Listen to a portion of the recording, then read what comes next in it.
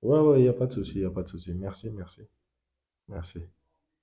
Merci pour les informations. Tranquille. Donc, c'était YouTube en fait au téléphone. Et ils me disent que 75% des gens qui regardent mes vidéos ne sont pas abonnés à la chaîne. Donc, abonnez-vous à la chaîne si ce n'est pas encore fait. Et likez la vidéo avant de commencer à regarder. Ouais, c'est possible.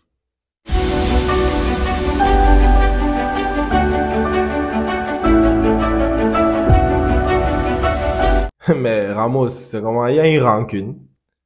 C'est pas la rancune, frère. On était des frères, on était des frères avant. C'est pas parce que maintenant tu es retourné chez ton ex que tu vas te comporter d'une manière bizarre avec nous, frère. C'est pas la guerre, c'est pas la guerre, frère. C'est doucement, doucement, frère. Calmate, calmate. Yo l'expert, ici le capitaine Marco Roy. Je suis très heureux de vous retrouver ce soir pour le retour des championnats après la période de trêve internationale, bien sûr. On reprenait les championnats depuis hier, donc aujourd'hui la Liga reprenait ses droits avec Séville qui affrontait le Real Madrid. Et déjà bonne nouvelle pour le Real Madrid puisque David Alaba faisait son retour en défense centrale. Il faut quand même rappeler que on a joué notre dernier match de Liga avec Aurélien Tchouameni en défense centrale. Donc, vraiment, vraiment compliqué. Bon, après, Tchouameni, il avait fait un bon match, mais toujours est-il que c'est bien d'avoir des défenseurs centraux à ces postes-là. Et voilà, David Alaba, il reprenait son poste en défense centrale aux côtés de Rudiger. Et bien sûr, sur les couloirs, il y avait Carvajal et Ferland Mendy. Et devant, c'est Rodrigo qui a été préféré à Rosselló, qui était plutôt titulaire ces derniers temps, qui marquait bien sûr ces derniers temps. Rodrigo, il est en manque de confiance. Donc, Ancelotti voulait peut-être profiter de ce match pour essayer de lui faire retrouver de la confiance en fait. Et le match commence vraiment très très très fort parce que dès la 4e minute, Fede avait déjà trouvé la faille. Voilà, sur un très bel appel de Bellingham où il est quand même un peu bousculé derrière. Fede arrive à placer ce ballon et sur un angle quand même assez improbable et ça fait but. Mais c'est refusé pour un hors-jeu de Bellingham au départ et aussi à la 8e minute un autre but du Real Madrid. Cette fois-ci, c'est Bellingham le buteur, Rodrigo le passeur. Mais le but a été annulé une fois de plus pour un très mauvais geste de Rudiger sur une faute préalable. Donc voilà, déjà dès les premières minutes, le Real Madrid avait 2 buts refusés, ce qui a créé énormément de tension dans ce match. Il faut dire que globalement, quand même, on va pas se mentir, c'est Séville qui a dominé le match. Séville a énormément même dominé dans ce match. Je pense à une frappe de Rakitic qui traverse Kepa et qui est déviée sur la ligne par Carvalho. Et je pense à une très très belle frappe d'Ocampos qui est déviée par Kepa. Kepa a fait un très très grand match aujourd'hui. Kepa, voilà, c'est lui qui permet au Real Madrid en fait de survivre dans ce match. Parce que sinon, Séville, ils allaient les tuer, ils allaient les abattre. Séville, ils étaient trop chauds aujourd'hui.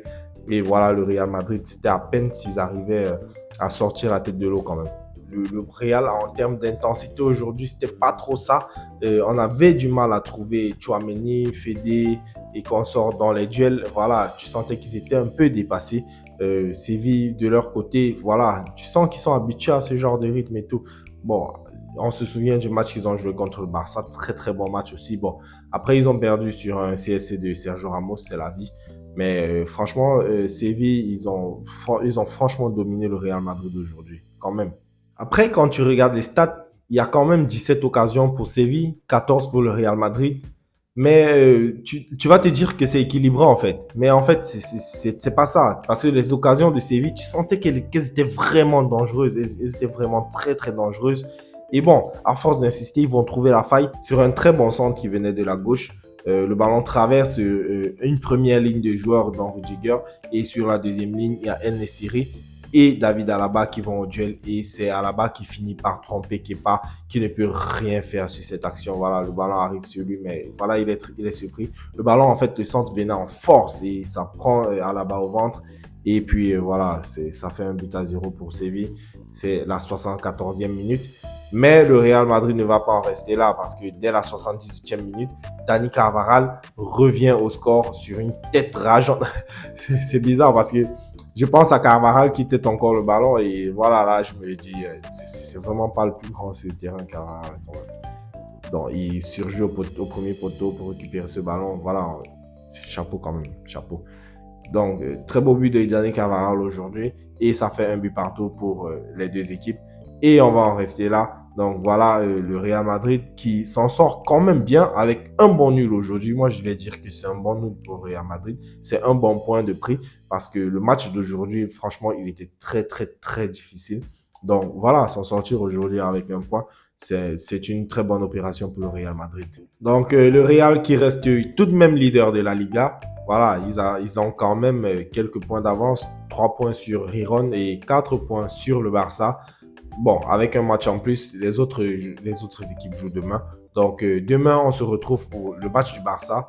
Le Barça qui joue contre l'Athletic Bilbao. Ce sera un match aussi compliqué que celui d'aujourd'hui. Donc très très hâte d'être à ce match. Et d'ici là, prenez tout soin de vous. Likez la vidéo si elle vous a plu. Abonnez-vous à la chaîne si ce n'est pas encore fait.